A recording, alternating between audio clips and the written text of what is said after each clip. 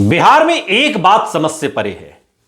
चुनाव में हार या जीत तो होती ही रहती है, लेकिन इस हार और जीत के फेर में आरजेडी के अंदर जो महाभारत छिड़ी है उसका कोई सिरा पकड़ में नहीं आता।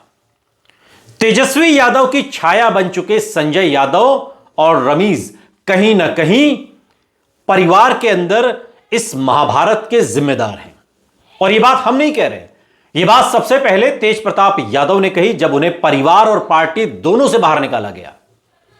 और अब यही बात रोहिणी आचार्य कह रही हैं।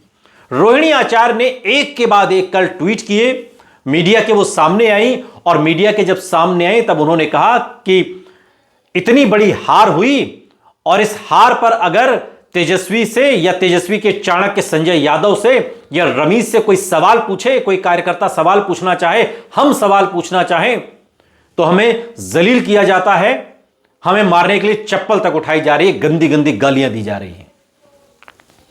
तेजस्वी यादव रोहिणी आचार्य के भाई हैं। रोहिणी आचार्य मीसा भारती के बाद दूसरे नंबर की बेटी हैं लालू प्रसाद यादव की।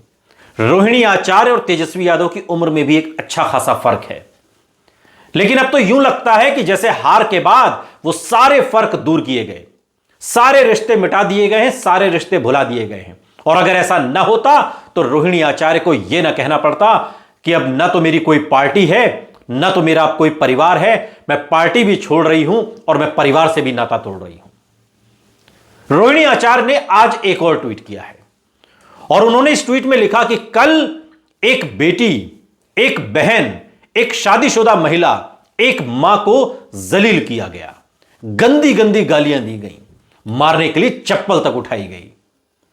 मैंने अपने आत्मसम्मान से समझौता नहीं किया, सच का समर्पण नहीं किया, सिर्फ और सिर्फ इस वजह से मुझे बेइज्जती झेलनी पड़ी।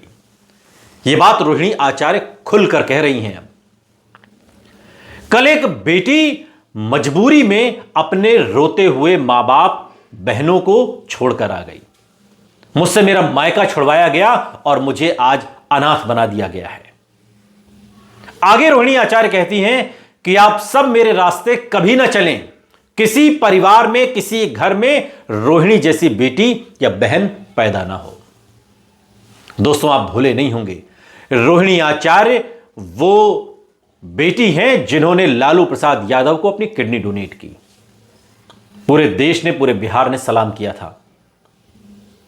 लेकिन अब वही रोहिणी आचार्य परिवार के अंदर इस कलह, और संजय यादव में ऐसा क्या है कि तेजस्वी यादव संजय यादव के लिए पूरा परिवार दांव पर लगाने पर तुले हैं।